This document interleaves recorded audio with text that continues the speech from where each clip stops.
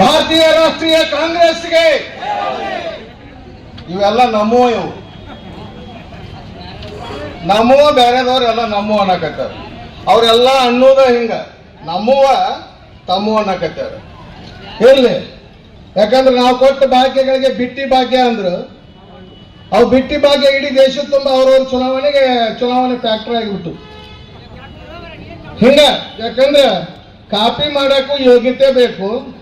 ಆ ಕಾಪಿ ಮಾಡುವಂತ ಕೆಲಸ ಕಾಂಗ್ರೆಸ್ ಮಾಡತ್ತಲ್ಲ, ಅದಕ್ಕೆ ನಾವು ಹೆಮ್ಮೆ ಪಡಬೇಕು. ಆತ್ಮೀಯರೇ, ನಮ್ಮ ಒತ್ತಾಯ ಇಷ್ಟೇ, ಬರುವ ಸಚಿವ ಸಂಪುಟದಲ್ಲಿ ಬಾಗಲಕೋಟೆಗೆ ಪ್ರಾತಿನಿಧ್ಯ ಸಿಗಬೇಕು ಅನ್ನೋದು ಕಾಂಗ್ರೆಸ್ಸಿಗರಾಗಿ ನಮ್ಮ ಒತ್ತಾಯ. ಅದರ ಜೊತೆ ನಮ್ದು ಹಕ್ಕೊತ್ತಾಯ ಅಂತ ಹೇಳಿದ್ರು. ಹಕ್ಕೊತ್ತಾಯದಲ್ಲಿ ಹಕ್ಕು ಐತಿ, ಒತ್ತಾಯ ಐತಿ. ಹಕ್ಕು ಯಾರಿಗೈತಿ? ವಿಜಯಾನಂದ ಕಾಶ್ಯಪ್ನವ್ರಿಗೈತಿ. ಒತ್ತಾಯ ಯಾರ್ದೈತಿ? ನಮ್ಮದೈತಿ. ಅದಕ್ಕೆ ಹಕ್ಕೊತ್ತಾಯ ಅಂತ. ಕುರಾನ್ದಾಗ ಒಂದು ಮಾತು ಬರ್ತ, ದುಡ್ದವನ ಬೆವರು ಆರು ಮುಂಚೆ ಅವನಿಗೆ ಕೂಲಿ ಕೊಟ್ಟು ಬಿಡ್ರಿ.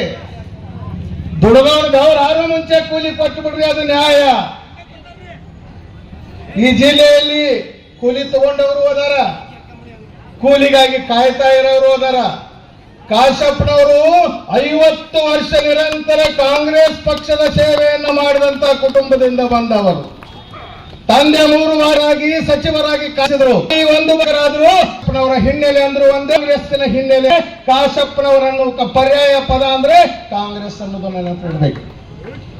ಆತ್ಮೇಲೆ ಒಂದು ಗಿಡ ನೋಡಿದ್ರೆ ಎಷ್ಟು ಚಂದ ಕಾಣ್ತೈತಿ ಅಂದ್ರೆ ಎದಕ್ಕೆ ಚಂದ ಕಾಣ್ತೈತಿ ಅಂತೀವಂದ್ರ, ಹಳೆ ಬೇರೈತಿ, ಹೊಸ ಚಿಗುರೈತಿ. ಹಳೆ ಬೇರು ಬೇಕು, ಹೊಸ ಚಿಗುರು ಬೇಕು. ಹಳೆ ಬೇರಿನ ರೂಪದಲ್ಲಿ ನಮ್ಮ ಎಲ್ಲ ಹಿರಿಯ ಶಾಸಕರಾಗಲಿ ಮಾಜಿ ಸಚಿವರುಗಳಾಗಲಿ ಹಳೆ ಬೇರಿನ ರೂಪದಲ್ಲಿ ಶಕ್ತಿಯನ್ನು ಕೊಟ್ರೆ, ಹೊಸ ಚಿಗುರಿನ ರೂಪದಲ್ಲಿ ವಿಜಯಾನಂದ ಕಾಶ್ಯಪ್ನವ್ರು ಕೆಲಸ ಮಾಡ್ತಾರ. ಈ ಹೊಸ ಚಿಗುರಿಗೆ ಹಳೆ ಬೇರಿನವ್ರು ಶಕ್ತಿ ತುಂಬಬೇಕು. ಎಲ್ಲರಿಗೂ ಯೋಗ್ಯತೆ ಐತಿ. ಈ ಜಿಲ್ಲೆಯಲ್ಲಿರುವಂತ ಎಲ್ಲ ಕಾಂಗ್ರೆಸ್ ಪಕ್ಷದ ಶಾಸಕರಿಗೆ ಸಚಿವರಾಗುವ ಯೋಗ್ಯತೆ ಐತಿ, ಮುಖ್ಯಮಂತ್ರಿ ಆಗುವ ಯೋಗ್ಯತೆನೂ ಐತಿ. ಅದು ನಮ್ಮ ಬಾಗಲಕೋಟೆ ಜಿಲ್ಲೆಯ ಹೆಮ್ಮೆ.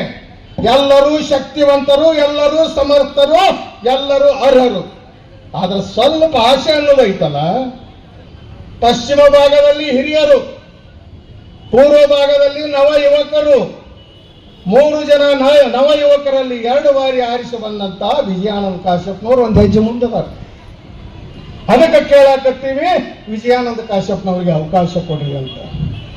ಕಾಂಗ್ರೆಸ್ ಪಕ್ಷದ ಸಿದ್ಧಾಂತದ ಬಗ್ಗೆ ನಿನ್ನೆ BK ಹರಿಪ್ರಸಾದ್ ಅವರು ಪದಗ್ರಹಣ ಸಂದರ್ಭದಲ್ಲಿ ಹೇಳಿದ್ರು, ನಮ್ಮದಿನ್ನ ಸಾಫ್ಟ್ವೇರ್ ರಾಜಕಾರಣ ಅಲ್ಲ, ಹಾರ್ಡ್ವೇರ್ ರಾಜಕಾರಣ ಬೇಕು ಕಾಂಗ್ರೆಸ್ಸಿಗೆ.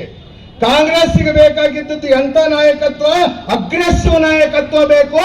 ಕೋಮುವಾದಿಗಳನ್ನು ಒದ್ದೋಡಿಸುವಂತ ನಾಯಕತ್ವ ಬೇಕು. ಅವ್ರು ಏಟು ಕೊಟ್ರೆ ಎದುರೇಟು ಕೊಡುವಂತ ಕೆಪಾಸಿಟಿ ಬೇಕು. ಅಂತ ಕೆಪಾಸಿಟಿ ನಮ್ಮ ನಾಯಕ ವಿಜಯಾನಂದ ಕಾಶ್ಯಪ್ನವ್ರಿಗೆ ಐತಿ.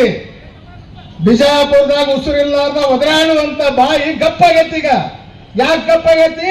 ವಿಜಯಾನಂದ ಕಾಶ್ಯಪ್ನವ್ರನ್ನು ಬಾಯಿ ಹೆಚ್ಚಾಗೈತಿ. ಅದಕ್ಕೆ ಈ ಕೋಮುವಾದಿಗಳಿಗೆ ಎಲ್ಲ ಈ ಧರ್ಮಾಂಧರಿಗೆ ಉತ್ತರ ಕೊಡಬೇಕಾದ್ರೆ, ಕಾಂಗ್ರೆಸ್ ಪಕ್ಷದ ಸಿದ್ಧಾಂತಗಳನ್ನು ಎತ್ತಿ ಹಿಡಿಬೇಕಾದ್ರೆ ವಿಜಯಾನಂದ ಕಾಶ್ಯಪ್ನವರಂತ ನಾಯಕತ್ವ ಅವಶ್ಯಕತೆ, ಬಿಸಿ ರಕ್ತ ಬೇಕಾಗೈತಿ, ಹೊಸ ಹುಮ್ಮಸ್ಸು ಬೇಕಾಗೈತಿ. ಮೀಸಲಾತಿ ಬಂದಂತ ವಿಷಯದಲ್ಲಿ ಒಂದೇ ವಿಷಯವನ್ನು ಹೇಳ್ತೀನಿ ನಾನು.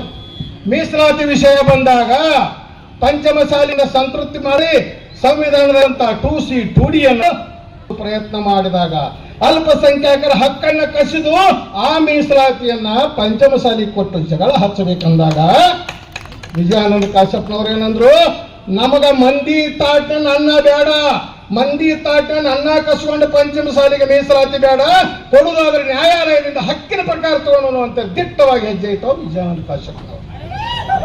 ಅದು ವಿಜಯಾನಂದ ಕಾಶ್ಯಪ್ನವ್ರ ಹೆಗ್ಗಳಿಕೆ. ಆದ್ಮೇಲೆ ಹೊಗಳವ್ರು ಹೊಗಳ್ತಿರ್ತಾರ, ಹೊಡ್ಕೊಂಡವ್ರು ಹೊಡ್ಕೊಂತಿರ್ತಾರ. ಮಣ್ಣು ಒಂದು ಮಾತಂದ್ರು, ಹೊಗಳವರು ಇರಬೇಕು ಹಂದಿಯ ಹಾಗೆ, ನಾವಿರಬೇಕು ಚಾಮುಂಡಿ ಬೆಟ್ಟದ ನಂದಿಯ ಹಾಗೆ ಅಂತ. ಆ ನಂದಿಯ ಹಾಗೆ ವಿಜಯಾನಂದ ಕಾಶ್ಯಪ್ನವರು ಇದಾರ. ಅವರಿಗೆ ಸಚಿವ ಸ್ಥಾನ ಕೊಟ್ರೆ ಅದು ಪಕ್ಷದ ಘನತೆಯನ್ನು ಹೆಚ್ಚುತ್ತಂತ ಆಶಿಸಿ ಹೈಕಮಾಂಡ್ ಅನ್ನು ಒಪ್ಪಿಸಿ ನನ್ನ ಮಾತು ಮುಗಿಸ್ತೇನೆ. ನಮಸ್ಕಾರ.